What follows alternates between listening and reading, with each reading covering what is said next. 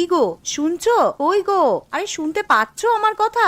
উঠে পড়ো, সকাল গড়িয়ে বেলা হতে চললো, উঠে পড়ো, এবার না হলে তো কাজের জন্য দেরি হয়ে যাবে। আরে কি হয়েছে বলো তো? আরে সকাল সকাল চেঁচাচ্ছ কেন? দেখতে পাচ্ছ তো যে সকাল থেকে বৃষ্টি পড়ছে। আজকে আর কাজে যেতে ভালো লাগছে না, আমাকে একটু ঘুমাতে দাও দেখি। হ্যাঁ, সে তো দেখতেই পাচ্ছি, সকাল থেকেই বৃষ্টি পড়ছে, কিন্তু তোমাকে কাজেও তো যেতে হবে। আবার ঘরেতে সেই রকম কিছু নেই, সামান্য বাজার আছে, ওটা দিয়ে আজ কোনো রকমে চলে যাবে। এই তো কদিন আগে বাজার করে নিয়ে এলাম, তা এক্ষুনি শেষ হয়ে গেল। তার শেষ হবে না? তুমি একদিন সামান্য পরিমাণে বাজার করে নিয়ে আসবে, আর সেটা কি সারা মাস ধরে চলতে পারে নাকি? আরে উঠে পড়ো, উঠে বাজারে যাও তো। দেখো গিন্নি, আজকে সকাল থেকে প্রচন্ড বৃষ্টি পড়ছে। আমি আজকে কাজেও যাব না আর বাজারও করতে যাব না, যা আছে ওদিক দিয়ে আজকে চালিয়ে নাও আর কি। কালকে সকাল সকাল উঠে বাজারে যাব। আমাকে এখন বিরক্ত করো না, ঘুমাতে দাও, ভালো লাগে না।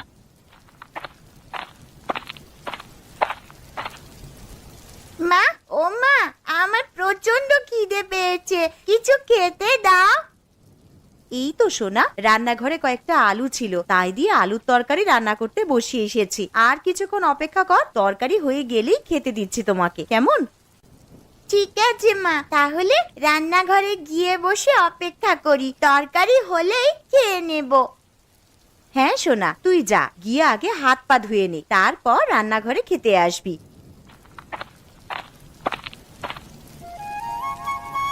মালতীমা, ও মালতীমা, বাড়িতে আছিস? একবার বাইরে আয়। হ্যাঁ মালতী মা, একবার বাইরে বেরিয়ে আয় তো। আরে এটা তো বাবা মার মতন গলার আওয়াজ মনে হচ্ছে, যাই একবার বাইরে গিয়ে দেখি।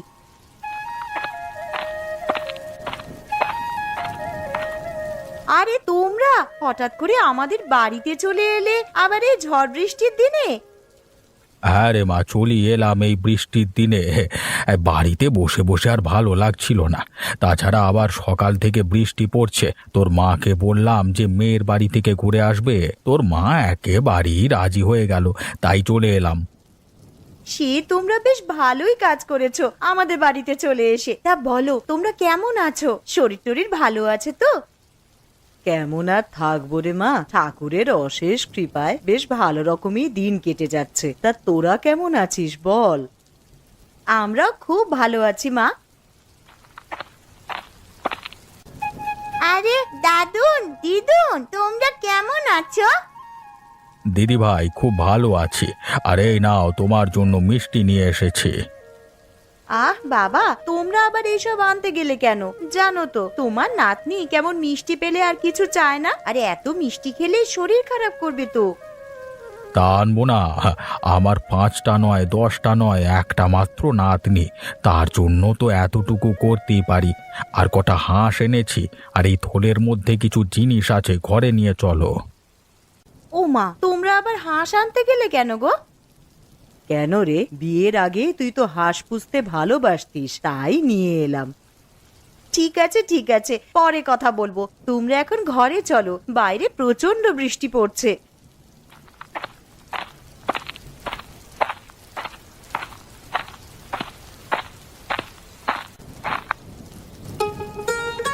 বাবা, ও বাবা, ওঠো গো, একটা সুখবর আছে। আবার কি হলো রে মা? আমাকে কি তোরা একটু শান্তিতে ঘুমাতে দিবি না? আরে একদিন একটু কাজে ছুটি নিলাম, তাও দেখছি আরামে ঘুমাতে পারবো না। তা বল কি হয়েছে? বাবা জানো, আজ দাদু আর দিদুন আমাদের বাড়িতে এসেছে। হ্যাঁ, সে কি রে? তা কখন এলো? এই তো বাবা, তুমি যখন ঘুমিয়েছিলে তখনই দাদু আর দিদুন আমাদের বাড়িতে এসেছে। দাদু আর দিদুন ওই ঘরে বসে আছে। একে বৃষ্টির জন্য কাজে যেতে পারিনি, পকেটে সেরকম পয়সা নেই, আবার শ্বশুর শাশুড়ি চলে এলো, এখন দেখছি পকেটে যেটুকু টাকা ছিল সেই সমস্ত টাকাই ফাঁকা। বাবা তুমি ওই ঘরে যাবে? আমি চলে গেলাম, তুমি এসো। হ্যাঁ রে, চল মা।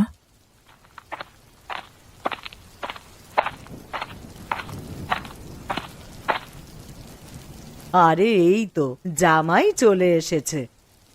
তা বাবা মা আপনারা কেমন আছেন বলুন? আর আসতে কোনো অসুবিধা হয়নি তো? না না জামাই বাবা, সেরকম কোনো অসুবিধা হয়নি।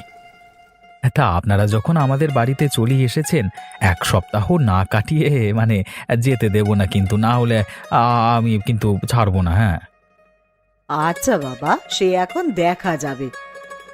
না মা, দেখা যাবে বললে তো হবে না। জামাই যখন একবার বলেছে তখন তোমাদেরকে এই কথা রাখতেই হবে। আর কি গো শুনছো, তুমি একবার রান্নাঘরে এসো তো, কিছু কথা আছে।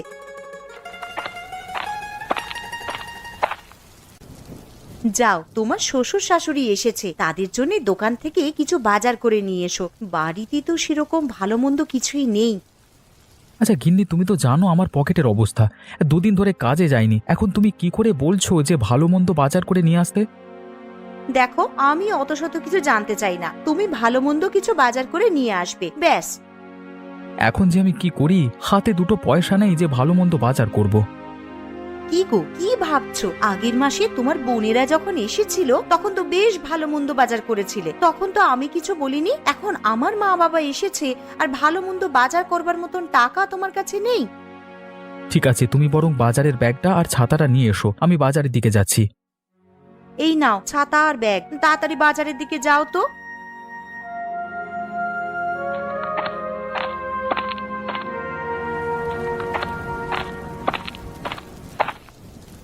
হ্যাঁ রে মালতী, জামাইকে দেখলাম হাতে ব্যাগ নিয়ে মাথায় ছাতা দিয়ে বাজারের দিকে যাচ্ছে। তুই এই বৃষ্টির দিনে ওকে বাজারে কেন পাঠালি রে?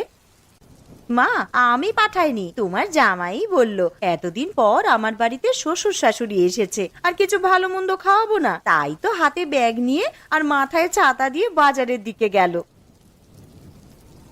আরে দূর থেকে কে ছাতা মাথায় দিয়ে আসছে এত বৃষ্টির মধ্যে? মনে হচ্ছে তো দীপক। আরে প্রশান্ত, তুই কোথায় গেছিলিস এত বৃষ্টির মধ্যে? এই যে দেখ না দীপক, বাড়িতে কুটুম এসেছে, তার জন্য বাজারে এসেছিলাম মাছ কিনতে, কিন্তু কাঁচা সবজি বাদে কিছুই বাজারে পেলাম না। তুমি ঠিক বলছো প্রশান্ত। আরে আমার বাড়িতে তো শ্বশুর শাশুড়ি এসেছে, আমার বউ আমাকে পাঠালো কিছু ভালো মন্দ বাজার করবার জন্য। হ্যাঁ, তুমি বলছো কাঁচা সবজি বাদে আর কিছু নেই বাজারে? হ্যাঁ রে দীপক, আমি ঠিকই বলছি। আরে তোর পিসিমার বাড়ি আমাদের পাশেই তো, ওনার খুবই শরীর খারাপ, তুই একবার গিয়ে দেখে আয়, বুঝলি? হ্যাঁ রে প্রশান্ত, আমিও শুনেছি পিসিমার শরীরটা খারাপ। দেখতে যাবো করে আর যাওয়া হয়নি, মানে যেতে হবে বুঝলি। হ্যাঁ তুই যা, আর বাজারে তো ভালো মন্দ কিছু বসেনি, তুই একবার পিসিমার বাড়ি ঘুরে যা, বুঝলি? ঠিক আছে, আমি এখন আসছি। একবার বাজারে গিয়ে কাঁচা সবজি কিছু কিনি, তারপর পিসিমার বাড়িতে গিয়ে একবার পিসিমাকে দেখে আসবো।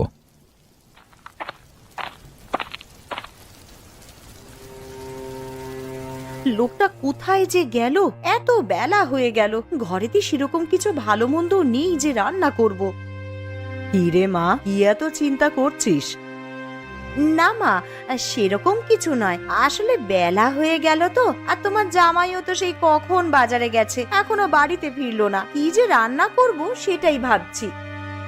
সে নিয়ে তুই অত চিন্তা করিস না, বাইরে এত বৃষ্টি পড়ছে দেখতেই তো পাচ্ছিস, হয়তো জামাই আমার বাজার করতে গিয়ে কোথাও আটকে গেছে এই বৃষ্টির জন্য। মা, তোমার জামাইকে আমি ভালো করেই জানি, দেখো গিয়ে হয়তো চায়ের দোকানে বসে বন্ধুদের সাথে আড্ডা দিচ্ছে। তাহলে মা, আজকে কি রান্না করব? বাড়িতে যা আছে তাই দিয়ে কিছু কর না একটা। বাড়িতে চাল ডাল আর আলু ছাড়া আর তো সেরকম কিছুই নেই। একটু ঝাল মশলা থাকলে, তুমি যে কটা হাঁস এনেছিলে তার মধ্যে থেকে একটা হাঁস রান্না করে খেতাম, কিন্তু সেই সমস্ত মশলাই তো নেই। এসব কথা ছাড় মা, তুই এখন যা আছে ওইগুলো দিয়েই দুপুরের জন্য কিছু একটা রান্না কর। আচ্ছা মা, ঠিক আছে, তুমি বরং বসার ঘরে গিয়ে একটু বিশ্রাম নাও, আমার রান্না হয়ে গেলেই তোমাদেরকে ডাকবো খাওয়ার জন্যে।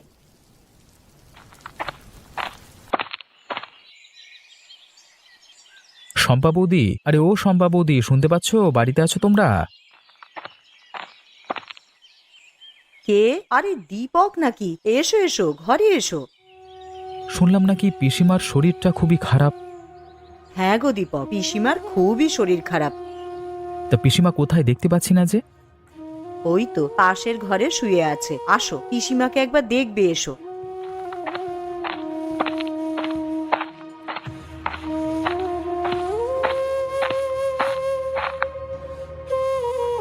পিসিমা, ও পিসিমা, কেমন আছেন? কেমন আর থাকবো বাবা, উপরওয়ালা কবে যে আমাকে নিয়ে যাবে আমি সেইটার জন্যই শুধু অপেক্ষা করছি। এরকম কথা বলতে নেই পিসিমা। দেখো না দীপক, এই যেদিন থেকে শরীরটা একটু বেশি খারাপ হয়েছে সেদিন থেকে সমানে বলে যাচ্ছে যে কবে আমাকে নিয়ে যাবে ওপরওয়ালা। আচ্ছা বৌদি, দাদা তো শহরের বাইরে কাজে আছে, তা দাদাকে চিঠি পাঠিয়ে বলেছো যে পিসিমার শরীর খারাপ? হ্যাঁ দীপক, আমি কালকেই চিঠি পাঠিয়েছি, তবে তোমার দাদাকে ছুটি দেবে কিনা তা বলতে পারছি না। কেন ছুটি দেবে না? কর্মচারীদের ভালো মন্দ তো কোম্পানি দায়িত্ব নেবে, তাই না? আচ্ছা দীপক, একটা কথা বলবো, রাখবি? হ্যাঁ বলো পিসিমা। মরার আগে আমার একটা ইচ্ছে ছিল যে হাঁসের মাংস খাবো, তুই কি আমায় করে খাওয়াবি রে? অবশ্যই পিসিমা, খাওয়াবো না কেন? পিসিমা ভাইপোর কাছ থেকে এতটুকু আবদার করেছে, আর ভাইপো সেটা করবে না? আমি কালই তোমার জন্য হাঁসের মাংস রান্না করে নিয়ে আসবো। আচ্ছা দীপক, ঠিক আছে। তাহলে আজকের মতো আসি বৌদি। হ্যাঁ, বেলা গড়িয়ে দুপুর হয়ে গেল, এবার বাড়ির দিকে যেতে হবে। দুপুরে দুমুঠো খেয়ে গেলে হতো না? না গো বৌদি, বাড়িতে আমার শ্বশুর শাশুড়ি, আমার বউ সবাই মিলে আমার জন্য অপেক্ষা করছে। আমি আজকের মতো আসছি। হ্যাঁ, আবার পরে একদিন এসে খাবো।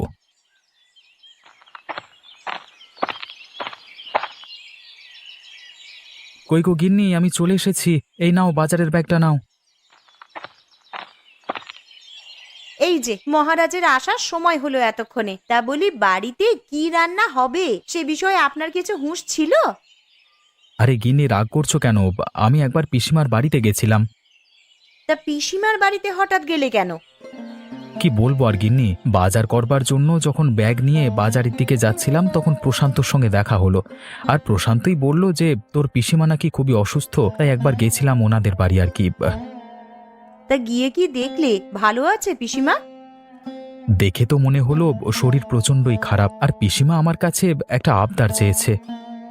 পিসিমা আবার কি আবদার করেছে গো তোমার কাছে? বলেছে যে আমাকে একদিন হাঁসের মাংস করে খাওয়াবি। আমি বলেছি কেন খাওয়াবো না।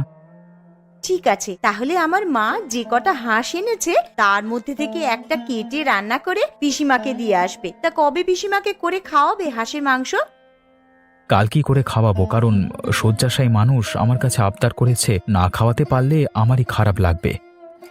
তাহলে আজ রাতেই বরং হাঁসের মাংস রান্না করে রাখি, কাল সকাল সকাল উঠে তুমি পিসিমার বাড়িতে গিয়ে দিয়ে আসবে। ঠিক আছে গিন্নি, সে না হয় করবো। তুমি এখন আমাকে গামছাটা দাও তো, আমি এখন স্নান করে আসি, এসে খেতে দেবে। খিদের জ্বালায় পেটে ছুঁচো ডন দিচ্ছে আমার। এই নাও গামছা, তুমি স্নান করে এসো, আমি খেতে দিচ্ছি।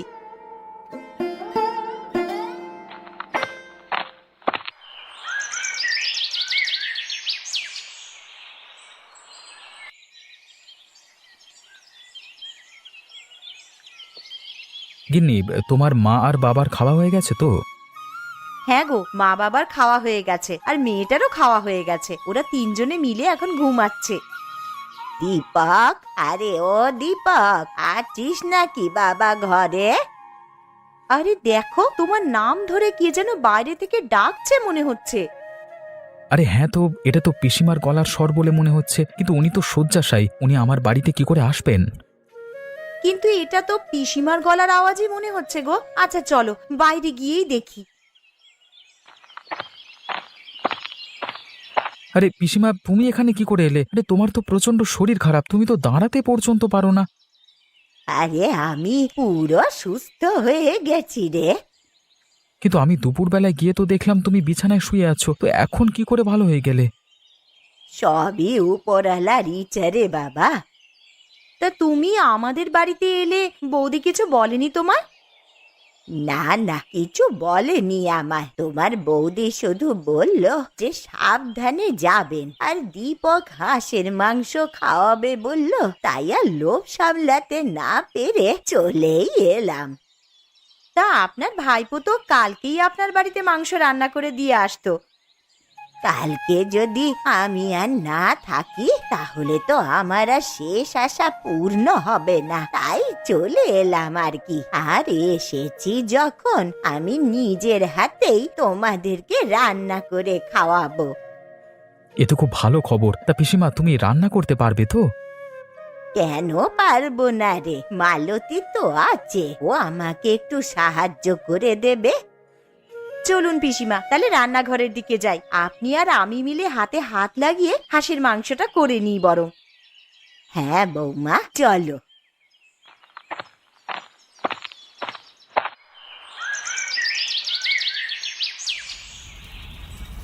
তাহলে হাঁসের মাংস তো রান্না হচ্ছেই, তা তার সাথে খাওয়ার জন্যে কি করা হবে বৌমা? কি আর করবেন পিসিমা, তাহলে রুটিটাই বানানো যাক। হাঁসের মাংসের সাথে বেশ ভালোই লাগবে খেতে। হ্যাঁ মা, তুই ঠিকই বলেছিস, হাঁসের মাংসের সাথে রুটিটা একদম জমে যাবে। কিন্তু পিসিমা, একটা অসুবিধা আছে। কি অসুবিধা বৌমা? আসলে আপনার ভাইপো হাঁসের মাংস খায় না। কে খায় আর কে না খায় সে দেখাই যাবে খেতে বসে। এখন রান্নাটা আগে করে নি। আরে বেয়ান, রান্নাটা যা করেছেন না, গন্ধেতেই তো অর্ধেক পেট ভর্তি হয়ে গেল। আমার এদিকে রুটি করা হয়ে গেছে। ও পিসিমা, আপনার কত দূর? আমারও এইদিকে প্রায় হয়েই এসেছে। বৌমা, তুমি বরং ওদেরকে নিয়ে গিয়ে খেতে বসাও, আমি খাবারগুলো নিয়ে যাচ্ছি। ঠিক আছে পিসিমা, তবে সাবধানে। কিন্তু আমার জন্য আলাদা করে কিছু তরকারি করনি? না, তোর জন্যে আর কিছু আলাদা করে করা হয়নি। হাঁসের মাংসের ঝোল দিয়েছি, ওই দিয়েই রুটিটা খা।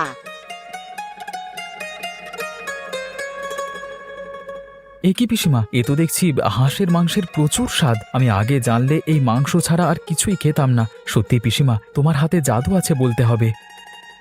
বলেছিলাম না বৌমা, কে খায় আর খায় না সেটা তুমি দেখে নেবে। সত্যি পিসিমা, আপনার হাতে জাদু আছে। যে কিনা হাঁসের মাংস ছুঁয়েই দেখতো না, তার কিনা এখন হাঁসের মাংস ছাড়া আর কিছুই খেতে ভালো লাগছে না। তাহলে পিসিমা, এখন তো রাত হয়ে গেছে, আর এখন বাড়িও যেতে পারবে না, কালকে সকালেই যেও। ঠিক আছে বাছা, আজ তোদের বাড়িতে থেকে কাল সকাল সকাল আমি বাড়ি চলে যাব।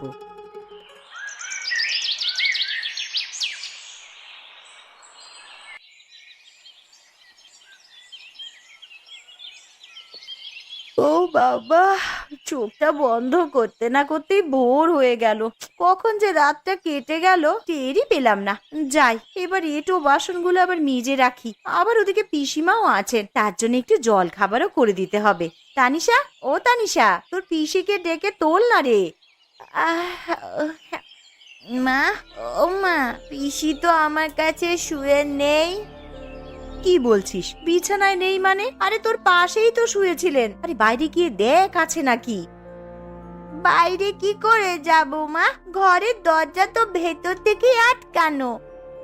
তাহলে তানিশা, তুই একবার বাইরে গিয়ে দেখে আয় তো পিসি আছেন কিনা।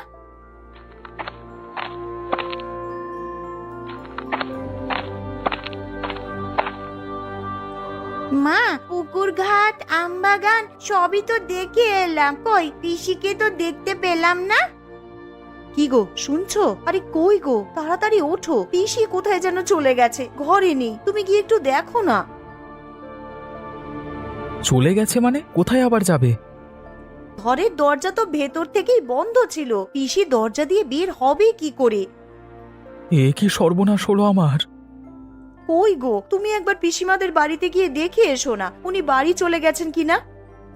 হ্যাঁ হ্যাঁ, তুমি ঠিকই বলেছ, আমি একবার পিসির বাড়িতে গিয়ে দেখে আসি। আরে দূর থেকে ওটা কে যেন এদিকে আসছে, দেখে তো মনে হচ্ছে প্রশান্ত। যাই, একটু সামনে গিয়ে দেখি।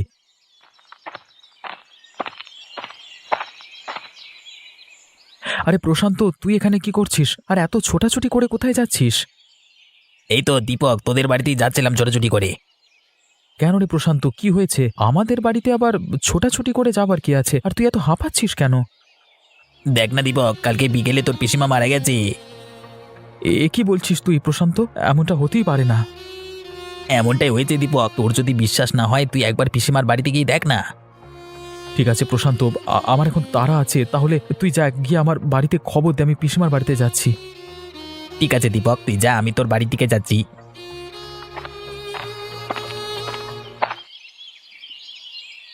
এ কি, বাড়ির সামনে এত ভিড় কেন? তাহলে প্রশান্ত যেটা বলেছে সেটা কি সত্যি?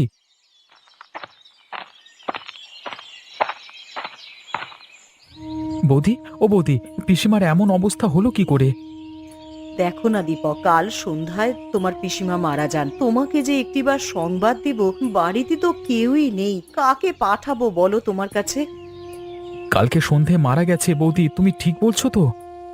হ্যাঁ গো দীপক, সন্ধেবেলায় মা চোখ বুঝলেন। দুপুরবেলা একটু সুস্থ হয়েছিলেন বটে, উঠে বসলেন আর বললেন তোমাদেরকে নিজের হাতে হাঁসের মাংস রান্না করে খাওয়াবে। কে জানতো বলো, জীবনবাতি নিভে যাওয়ার আগে একবার জ্বলে উঠেছিল। আর আজকে সকাল হতেই তোমার বন্ধু প্রশান্তকে বললাম যে একবার দীপকদের বাড়িতে গিয়ে খবর দিয়ে এসো। যদি সন্ধেবেলাতেই পিসিমা মারা যায়, তাহলে কালকে আমাদের বাড়িতে পিসি হাঁসের মাংস খেতে যায়নি, তাহলে কে গিয়েছিল? হয়তো পিসিমার আত্মা তার শেষ আশাটা পূরণ করতে গিয়েছিল। গ্রামে বাস করত একজন যুবক, নাম তার আমিন। সে নামাজ পড়ত না, মিথ্যা বলতো আর দুনিয়ার কাজে ডুবে থাকত। সে ভাবত আল্লাহ তাকে দেখছেন না। আমিন ব্যবসার জন্য মানুষকে ঠকাতো, মিথ্যা কথা বলে টাকা নিত। তার অন্তরে কোনো ভয় ছিল না, না আল্লাহর না আখেরাতের। একদিন মসজিদের সামনে এক বৃদ্ধ আলেম বললেন, হে মানুষ, মনে রেখো আল্লাহ সব দেখেন। মৃত্যু হঠাৎ আসে। সেই রাতেই আমিন গুরুতর অসুস্থ হয়ে পড়ে। সে বিছানায় শুয়ে ভাবতে লাগল, যদি আজ মারা যাই, আমি তো প্রস্তুত নই।